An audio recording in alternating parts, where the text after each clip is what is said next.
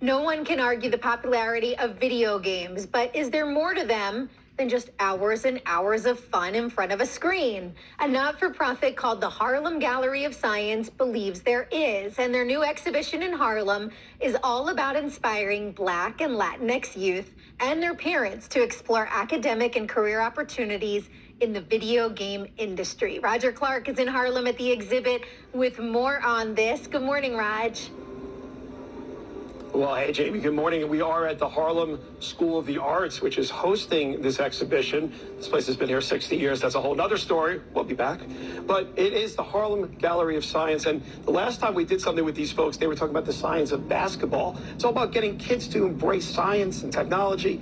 And now it's about the video games. Joining us now, the president of the Harlem Gallery of Science, the one and only Stan Altman. Good to see you, sir. Good morning, Roger. How are you? So, yeah, I can't believe that was like, what, 6 years ago, the last time we... 6 years ago. But now back here, and the whole point is, you know, we talk about kids playing video games, and some parents are like, get off those video games. But we're talking, you could really learn a lot. There's a lot of career opportunities. Well, the video gaming industry globally is about a $250 billion a year industry. It's bigger than the entertainment industry. It's bigger than sports combined. So there are incredible jobs. New York has made a major investment in trying to grow its own industry here. And these are kids who play games, but not just for the purpose of having fun. They develop a lot of critical skills. And so we think this is an opportunity to get more kids to know that not only are games important to play, but they're real opportunities for jobs, and educate teachers and parents about the importance of video games.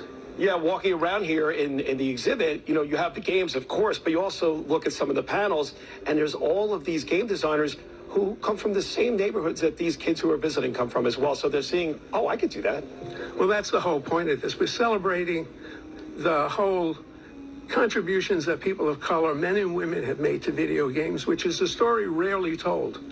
And we want these kids to recognize that if they can do it, we can do it. We want positive messaging about what kids can do. And we think this is a great opportunity to try to deal with some of the real inequities that we find in terms of diversity in the technology fields. We'll segue over to our host here, who is, of course, James C. Horton, President and CEO of the Harlem School of the Arts. Congratulations, 60th out of 60 years. Absolutely. We're going to come back and do something about that. But this is great. I mean, and how did this all work out when you guys decided to host it? So this is really wonderful. I had the opportunity of serving on a think tank panel, working with Stan and the rest of the video game community to bring this exhibition here to HSA.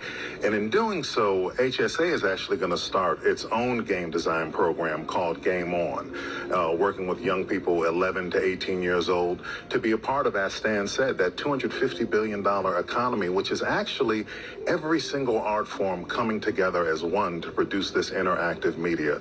So we're really excited to do that here at HSA this year and continue these conversations around how we can constructively disrupt that tech environment that doesn't necessarily have a ton of Black and brown kids involved in it. So this is just great and pretty serendipitous. This is how it's all come to be. James, thank you so much for hosting us. Stan, always a pleasure. Lovely wife Claire over there as well. But of course, we always like to see.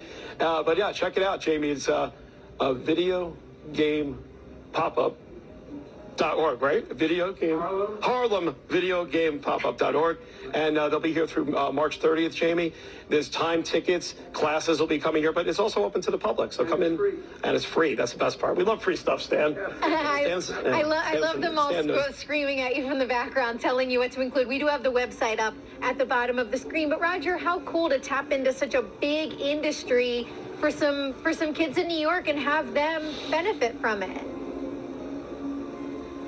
Yeah, exactly. And the whole point, Jamie, is that the kids are going to come in here and they know about the games and they love the games and they're you know, but there's so many opportunities. They could be artists, they could do animation, they could do marketing.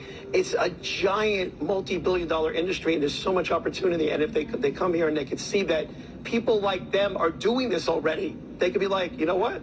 I could do it too. Why not? Which I think Stan just said, but I'm going to say it again. Why not? All right. You go rest your voice, Roger. We'll talk to you again in our next hour.